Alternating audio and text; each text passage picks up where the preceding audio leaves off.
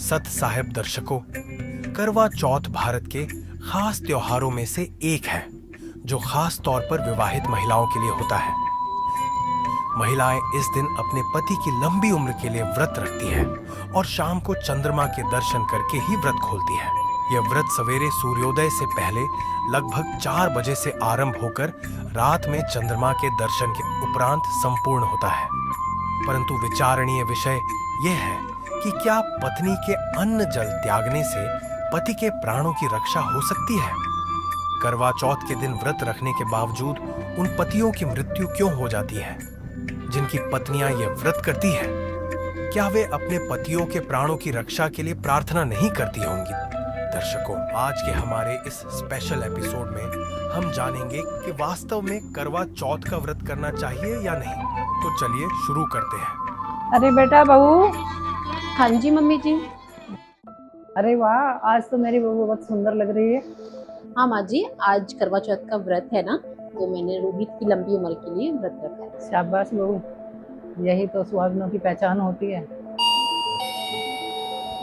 अरे बेटा, कौन आया देखना जरा।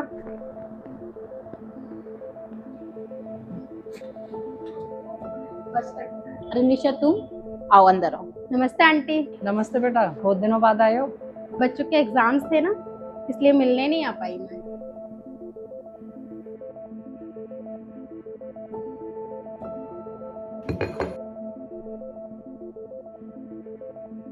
और बताओ निशा, सब बढ़िया? मैं ठीक। ये लो, तुम लड्डू खाओ। ये क्या है? ये प्रसाद है, हमारे गुरुजी का समागम था ना, अच्छा तो वहाँ से मिला है। अच्छा निशा, तुमने ये तो बहुत बढ़िया किया। तुझे आज पता है, आज मैंने करवा चौथ का व्रत रखा है रोहित की लंबी उम्र के लिए। वैसे प्रिया, तुझे एक बात बोलूं? बिल्कुल। तेरा प्यार तो सच्चा है, लेकिन भूखे प्यासे रहने से किसी की उम्र बढ़ती है क्या? अगर भूखे प्यासे रहने से, व्रत रखने से किसी की लंबी आयु होती है, तो औरतें विधवा क्यों होती? ये सब इंसान के बनाए रिवाज हैं। तू नहीं समझेगी निशा, ये हमारी आस्था है और मेरे व्रत रखने से रोहित हमेशा मेरे साथ रहेंगे।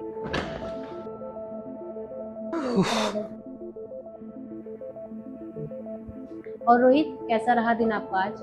बहुत बहुत काम था आज, तो थक गया बिल्कुल। अच्छा, जल्दी से हाथ मुंह धो लो, व्रत खोलने का समय भी हो गया है। क्यों रखती हो ये व्रत?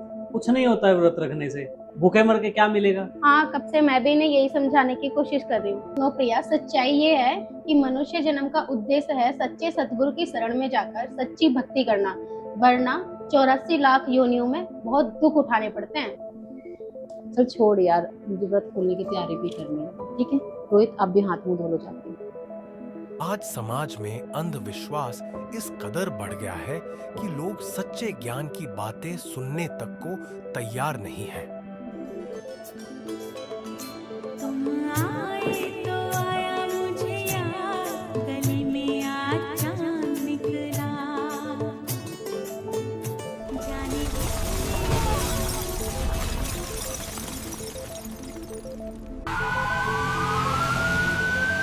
भयंकर भूकंप के कारण भारी तबाही। इस भयंकर आपदा में कितनी औरतें पल भर में विधवा हो गईं। आज न उनके व्रत से उनका सुहाग बच पाया और ना ही वे स्वयं की रक्षा कर सके।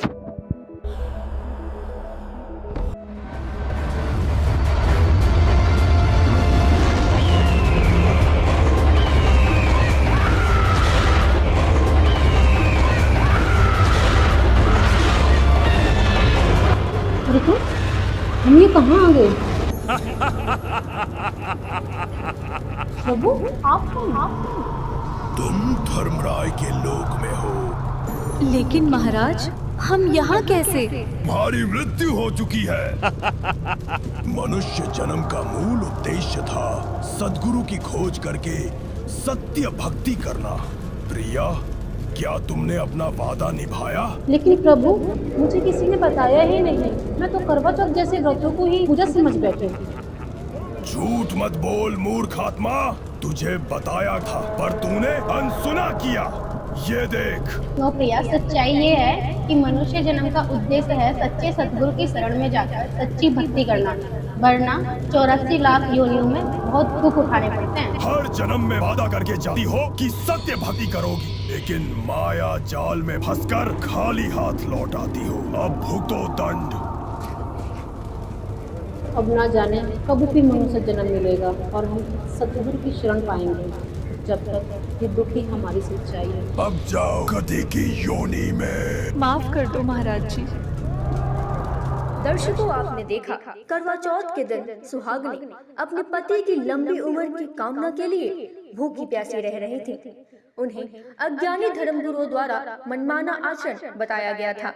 उसके चलते उन्होंने करवा चौथ का व्रत रखा, जबकि हमारे शास्त्रों में इसका कोई प्रमाण नहीं। अज्ञानी धर्मगुरुओं के बताए गलत मार्ग के कारण करवा चौथ पर व्रत करने के बावजूद भी इनको गधी की योनि प्राप्त हुई और इससे ना इनके पति की रक्षा हो सकी और ना स्वयं की रक्षा हो पाई। यदि इनको पूर्ण संत की शरण मिली होती तो इनके जीवन की रक्षा भी होती और संपूर्ण लाभ भी प्राप्त होते। इसलिए दर्शकों, आप सभी से निवेदन है, समय रहते पूर्ण सतगुरु की शरण ग्रहण करो और सत्य भक्ति अपनाओ। वर्तमान समय में पूर्ण परमात्मा कबीर साहिब जी के अवतार जगत गुरु तत्वदर्शी संत रामपाल जी महाराज जी पृथ्वी पर अवतरित है, जो सभी जीवात्माओं को इस काल की लोक की कैद से छुड़ाने और 84 लाख योनियों के चक्र से मुक्ति दिलवाने आए हैं। संत रामपाल जी महाराज जी द्वारा बताई गई सद्भक्ति के कारण हमें यहाँ पृथ्वी लोक में भी सुख मिलेगा और शरीर छोड़ने के बाद सनातन परम धाम अर्थात सतलोक प्राप्त होगा। करवा चौथ के विषय में सूक्ष्म वेद में कहा गया है, जो करवा चौथ का व्रत रखते हैं वो उसकी कथा सुनाते हैं, वे गधा बनते हैं। सुनिए सूक्ष्म वेद का यह अनमोल ज्ञान। तीर्थ व्रत करे जो प्राणी, तिनकी छूटत है नहीं खानी। ये 14 नौमी द्वादश व्रतम, जिनसे जम जोरा नहीं डरतम। कर एकादशी संजम सोई, करवा चौथ गदेरी होई। 8 साते करे कंदूरी, सो तो बने नीच गरसूरी। अपने आत्माओं कितनी गजब की बात की है, भगवान ने कमाल कर रखा है कि ये 14 नौमी द्वादशी का कोई भी किसी प्रकार का व्रत है, जो ये करते हो इससे काल के दूत नहीं डरेंगे, तुम्हारी चोटी पकड़ कर ले जाएंगे। ये साधना ठीक नहीं। करें एकादशी संजम सोई, करवा चौथ गदेरी होई। होय होय। एकादशी का व्रत रखने वाले और करवा चौथ का व्रत रखने वाली बहन बेटियां कहते हैं ये अगले जन्म में गधी की योनि में जाएंगी। अब करवा चौथ के है बता। करवा चौथ एक बहन कहती है करवा चौथ इसलिए कि पति की आयु लंबी हो। एक कह रही थी कि मैं उसी दिन करवा चौथ का व्रत रखी हुई थी और उसी दिन मेरे पति की मृत्यु होगी। इस करवा चौथ ने कति ढाल नहीं अड़ाई। और फिर सद्भक्ति ना करने से कहते हैं अगले जन्म में फिर पशु योनियों में जाओगे। आन धर्म जो मन बसे, कोई करो नर नार। गरीबदास जिंदा कहे वो जासी यम द्वार। आन धर्म जो मन बसे, आन धर्म, धर्म में धार्मिक पूजाएं, एक परमेश्वर को छोड़कर जो और साधनाएं मन में बसाए बैठे हैं, चाहे कोई करो नर नार, स्त्री करो चाहे पुरुष करो। गरीबदास जी कह रहे हैं परमात्मा जिंदा रूप में धर्मदास जी को कह रहे हैं वो जागा काल के द्वार, यम द्वार, नरक में जाओगा। कहे जो करवा चौथ कहानी, तास गधेड़ी निश्चय जानी। अब करवा चौथ को जो कहानी सुनाते हैं ना, कई अनपढ़ माई रखा करती व्रत करवा चौथ का रखते हैं अभी, लेकिन हमारे भक्त नहीं रखते। और वो किसी ने बुला के न्यू कहा करती बेटी या कहानी पढ़ के सुनाइए करवा चौथ की। अब परमात्मा कहते हैं जो करवा चौथ का व्रत रखे वह भी गधी बने, और जो उसने कहानी सुनाओगी वह भी उसी कैटेगरी में होगी। इसलिए हमें ऐसी शास्त्र विरुद्ध साधना नहीं करना चाहिए जिससे गधा बनना पड़ता है। वहीं इसी का प्रमाण गुरु ग्रंथ साहिब राग गोंड पृष्ठ 873 पर भी है, जिसमें कबीर जी ने कहा है, छोड़ी अन्नू करही पाखंड, ना सुहाग्नि ना ओही रण। अर्थात जो महिलाएं अन्न का त्याग कर व्रत रूपी पाखंड करती हैं, वह न तो सुखी दुल्हन होगी और न ही सुखी विधवा होगी। और दूसरी ओर यह भी माना जाता है कि विधि का विधान अटल है, उसमें कोई परिवर्तन नहीं कर सकता। तो फिर भाग्य से अधिक पाने की आकांक्षा क्यों? यह उतना ही हास्यास्पद है जितना विडंबनीय। एक स्त्री और पुरुष दोनों ही परमेश्वर की संतान होते हैं एवं दोनों ही आत्माएं परमेश्वर को अति प्रिय हैं। फिर एक के भोजन और जल का त्याग करने से दूसरे की आयु वृद्धि की कामना करना कितना सही है। और यदि पत्नी के व्रत करने से पति की आयु बढ़ती होती तो करवा चौथ का व्रत रखने वाली माताओं बहनों के पति करता चौथ वाले दिन को ही मृत्यु को प्राप्त नहीं होते तथा आज कोई भी महिला विधवा नहीं होती। अब प्रश्न ये उठता है कि यदि करवा चौथ के व्रत करने से नहीं तो कैसे बढ़ेगी पति की आयु? तो पति की आयु ही क्या, प्रत्येक प्राणी की भी आयु बढ़ सकती है यदि हम पूर्ण परमात्मा की भक्ति करें तो, क्योंकि वेदों में लिखा है कि पूर्ण परमात्मा अपने साधक की आयु को भी बढ़ा देता है। अब थोड़ा सा प्रमाण वेद दिखाते हैं आपको। ऋग्वेद मंडल नंबर 10 सूक्त 161, ये देखिएगा, ये 161वां सूक्त है और इसका मंत्र नंबर 2 है।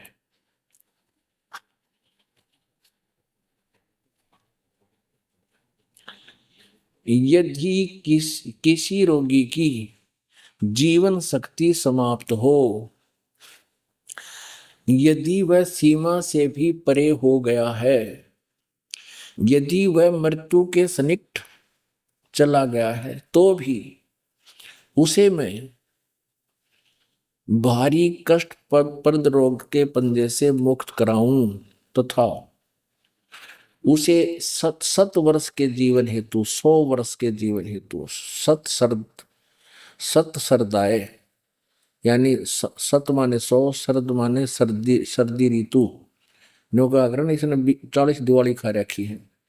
ऐसे ये यानी 7 वर्ष के जीवन हेतु बल संपन्न करूं। भावार्थ, यदि रोगी की जीवन शक्ति समाप्त हो, यानी जीवन खत्म हो गया हो रही है और उसका रोग सीमा को पार कर गया है, तब भी परमात्मा उसे इस कष्टप्रद रोग से मुक्त कर 7 वर्ष यानी 100 वर्ष का जीवन दे सकता है। अब आपको कुछ भक्तों के अनुभव दिखाते हैं। परमात्मा कबीर परमेश्वर की शरण माने के बाद उनको कैसे सुख मिले, पहले वो कितने कष्ट से जीवन जी रहे थे और परमात्मा ने आज उनको हाथों पर रख लिया। समर्थ का शरणा गहो रंग होरी हो और कभू ना हो काज राम रंग होरी। दर्शकों, इनसे मिलते हैं, ये है सुनीता जी जो अलवर राजस्थान की रहने वाली हैं। बचपन से ही इनकी देवी जी की पूजा आराधना में अटूट श्रद्धा थी। सुनीता जी हिंदू धर्म में प्रचलित भक्ति साधना, श्राद्ध, कर्मकांड और देवी जी को इष्ट मानकर नवरात्रि जैसा पर्व आदि को पूर्ण से मानती थी। इन सब के बाद भी इन्हें न कोई लाभ मिला और न ही मोक्ष मार्ग मिल पाया। सुनीता जी का शरीर बीमारियों से हमेशा घिरा रहता था। सभी जगह अपना इलाज करवाने के बाद भी सुनीता जी अपने रोग से मुक्ति नहीं पा रही थी। इनकी जिंदगी तब बदली जब इन्हें अपने ही परिवार के सदस्य से संत रामपाल जी महाराज का पता चला। सुनीता जी ने बिना किसी देरी के संत रामपाल जी महाराज से दीक्षा ली और उनके द्वारा बताए गए सभी नियमों का पालन पूर्ण रूप से किया। संत रामपाल जी महाराज द्वारा बताई भक्ति से सुनीता जी पूर्ण रूप से रोग मुक्त हो गई। आइए सुनते हैं सुनीता जी की कहानी उन्हीं की जुबानी। नमस्कार जी। नमस्ते सर। क्या नाम है आपका? सुनीता दासी। बहन जी, आप कहाँ से आए हैं? मैं अलवर राजस्थान से हूँ। संत रामपाल जी महाराज जी से आपने नाम दीक्षा कब ली?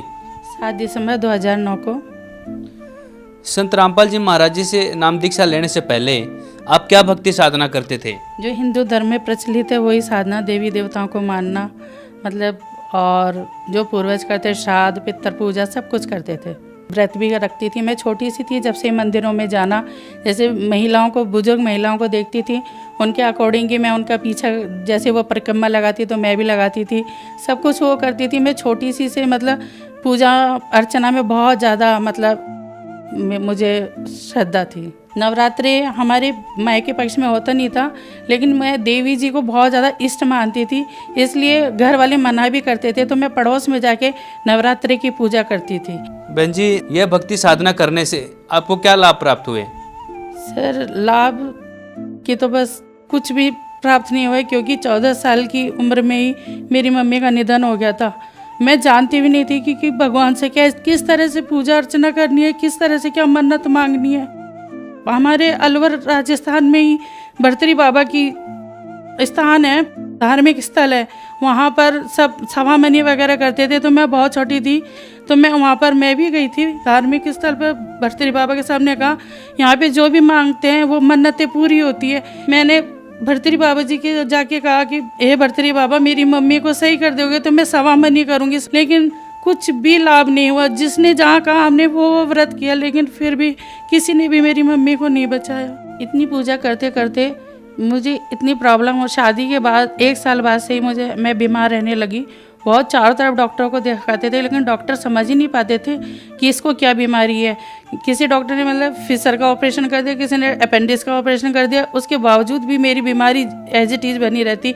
डॉक्टर कहते पता नहीं ये है क्या, हमारी तो समझ के बाहर है, इसके लिए तो कोई बाहर से ही डॉक्टर मंगाना पड़ेगा। मेरे भाइयों ने कहा कि मेरी बहन का डॉक्टरी इलाज फेल हो गया तो इन्हें झाड़ा फूका कराया जाए। तो जहाँ भी जो भी कहते कि आज रात के 2 बजे लेके आना है तो रात के 2 बजे लेके जाते।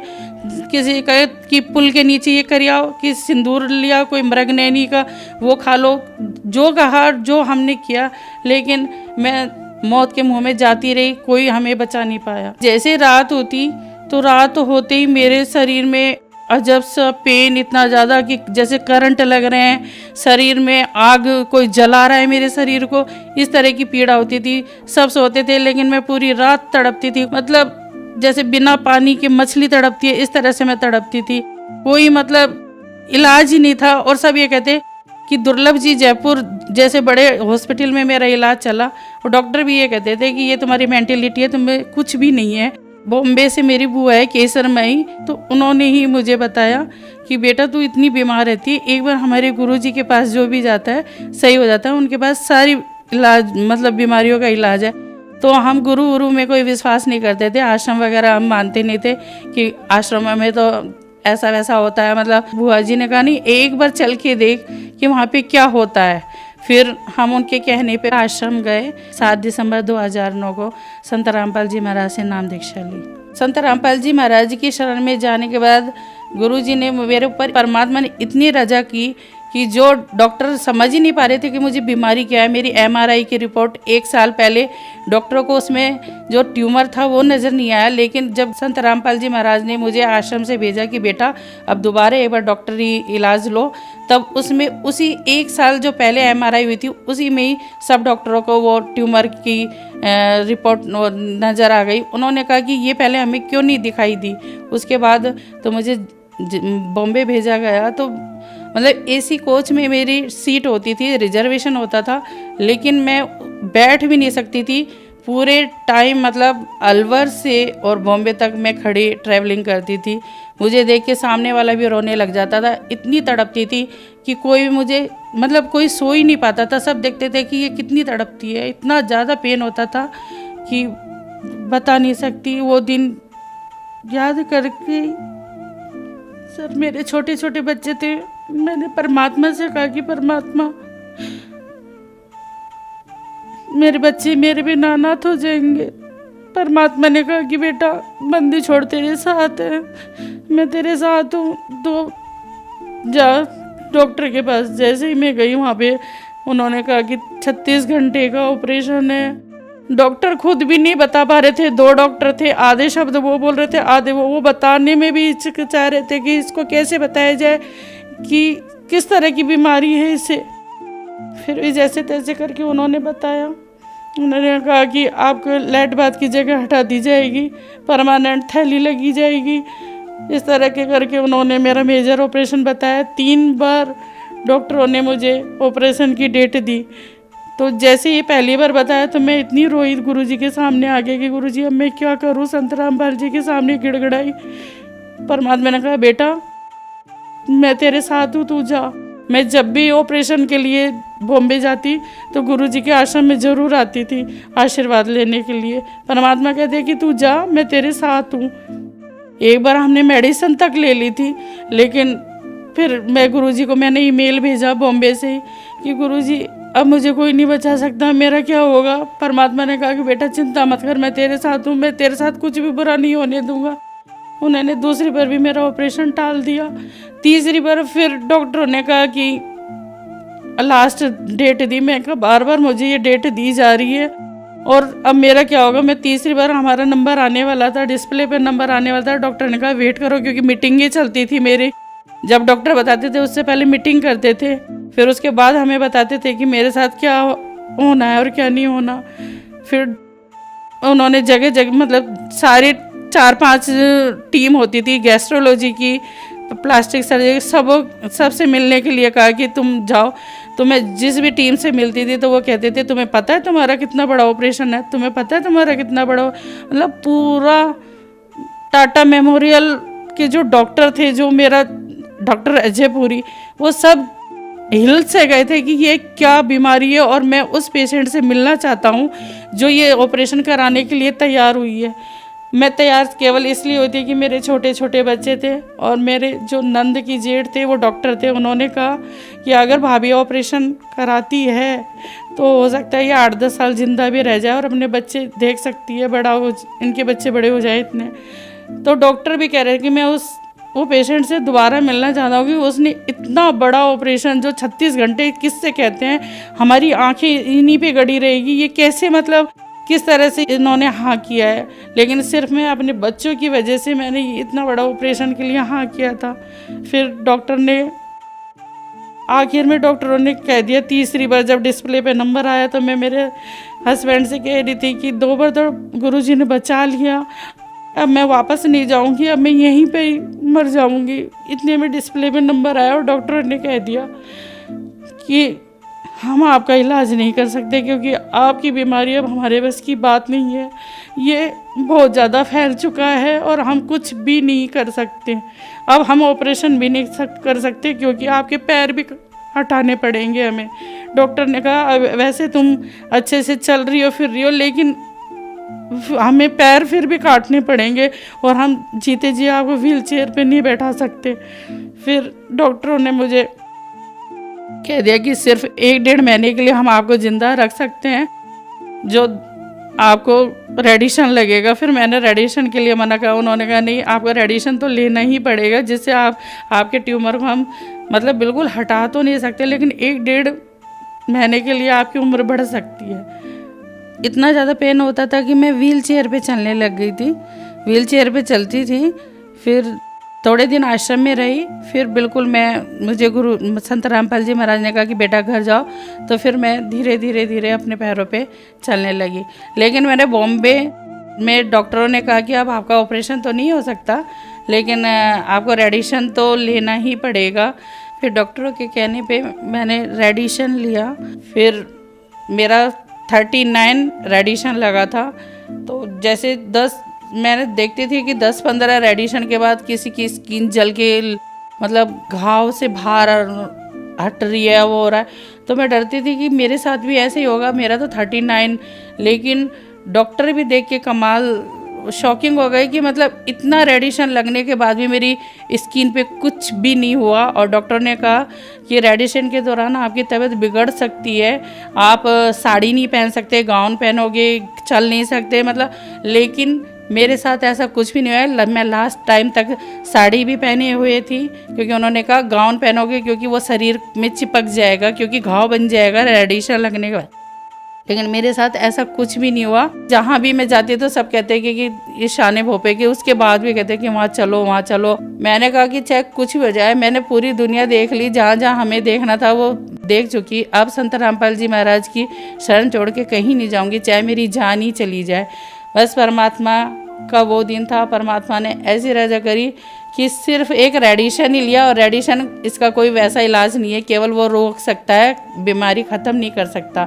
लेकिन संत रामपाल जी की असीम कृपा से मेरा कैंसर बिल्कुल ठीक हो गया। संत रामपाल जी एक संत नहीं, वो पूर्ण परमात्मा है। वो संत रामपाल जी के चोले में पूर्ण सृष्टि रचनाहार कबीर साहब आए हुए हैं, क्योंकि एक साइंस भी जहाँ फेल हो जाती है वहाँ संत रामपाल जी का शुरू होता है। क्योंकि साइंस भगवान से बढ़कर नहीं हो सकती, साइंस भी भगवान ने ही बनाई है। तो संत रामपाल जी की कृपा से ही मैं आज बिल्कुल सही, बिना ऑपरेशन, आज मैं टाटा मेमोरियल हॉस्पिटल में जाके देखती हूँ, छोटे छोटे बच्चे, बूढ़े बुजुर्ग सब इतना इलाज कराए और लास्ट में क्या होता है, मरते हैं। मुझे डॉक्टरों ने कहा कि सिर्फ 1.5-2 महीने आप बचोगी। मैं जब मेरे बच्चे छोटे छोटे थे तो मैं इतनी तड़पती थी कि जिंदा लाश थी ना, मैं लेटती तो कोई दूसरा ही लिटाता था, चद्दर भी कोई दूसरा उड़ाएगा, सब कुछ। और आज मैं अपने पैरों पे खड़ी हूँ, मैं दूसरों को भी, मतलब जो मुझे व्हील चेयर पे लेके जाते, आज मैं पब्लिक को व्हील चेयर पे लेके जाती हूँ, आश्रम में लेके जाती थी। और आज मैं घर पर बिजनेस भी शुरू कर दिया है। जो एक गिलास पानी नहीं, मेरी 2 साल की बेबी थी, उसको मैं दूध की बोतल, वो रोती थी, मैं दूसरों पे बोझ बनी हुई थी। मैं परमात्मा से ये कहती थी कि परमात्मा मैं दूसरों पे बोझ कब तक। तो परमात्मा, संत रामपाल जी महाराज ने कहा कि बेटी तू चिंता मत कर, तू अपना बोझ खुद उठाएगी, अपने बच्चों का खुद काम करेगी, सब कुछ। मतलब जो मैं मन में सोचती थी, मैं सुनती थी कि भगवान भी कहाँ है, कैसा होता भी है क्या नहीं भगवान।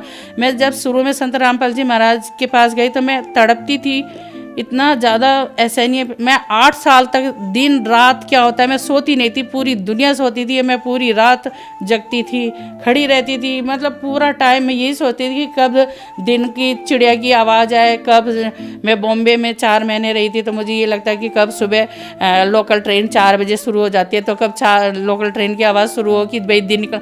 मतलब ऐसे तड़पती थी मैं, दिन रात खड़े रहती थी, समझ में नहीं आता था कि मेरा ये जीवन इतना कष्ट में। संत रामपाल जी महाराज से कहती थी कि मुझे मौत दे दो, मुझे मौत दे दो, मुझे नहीं जीना। फिर संत रामपाल जी महाराज ने कहा कि बेटा मैं तुझे मौत नहीं दूंगा, मैं मेरी बेटी को बचा के रहूँगा। इतने साइंस तो इतनी है, क्यों नहीं इतने हॉस्पिटल भरे हुए, क्यों नहीं सही हो जाते, क्यों फिर भी मर रही है पब्लिक, क्यों। एक संत रामपाल जी महाराज जी ऐसे हैं जो जीवन रक्षक है। अगर सत्य भक्ति करे, श्रद्धा रखे, विश्वास रखे, आज आप केवल ये कह दो कि भाई संत रामपाल जी महाराज से कि मैं तुम्हारी शरण में आना चाहता हूँ, तो तभी से तुम्हारे लाभ होना शुरू हो जाएंगे। बॉम्बे टाटा मेमोरियल हॉस्पिटल में जाके पूछ भी सकते हैं, जाके कह भी सकते हैं कि राजस्थान अलवर से सुनीता गुप्ता सैक्रम कोडोमा की पेशेंट है, वो सारी रिपोर्ट आपको देंगे। आप वहाँ पे जाके टाटा मेमोरियल में पूछ सकते हैं। इस संसार में हर कोई थोड़ा बहुत दुखी है। आज कैंसर के हर तीसरे घर में बीमारियों का वो है। कैंसर एक ऐसी लाइलाज बीमारी जो चारों तरफ फैलती जा रही है। तो मैं चाहती हूँ कि जिस तरह से संत रामपाल जी महाराज के आशीर्वाद से मुझे बिना ऑपरेशन, बिना मतलब मैं एक मेडिसिन तक नहीं खाती, तो मैं भी चाहती हूँ कि जो भी हैं सब संत रामपाल जी की शरण में आए और अपना कल्याण कराएं, अपनी बीमारियों से छुटकारा पाएं, अपने दुखों से छुटकारा पाएं। बहन जी, संत रामपाल जी महाराज जी से नाम दीक्षा कैसे ले सकते हैं? संत रामपाल जी महाराज से नाम दीक्षा बहुत सारे टीवी चैनलों पर संत रामपाल जी महाराज का सत्संग आ रहा है और उन पर सत्यलोक आश्रम के कॉन्टैक्ट नंबर आ रहे हैं, तो वहाँ पर आप कॉन्टैक्ट करके जो आपके समीप नामदान स्थल है वहाँ से नाम दीक्षा लीजिए। धन्यवाद जी। भक्त की चाह हो जब दर्शन की, प्रभु जाने सब इच्छा मन की।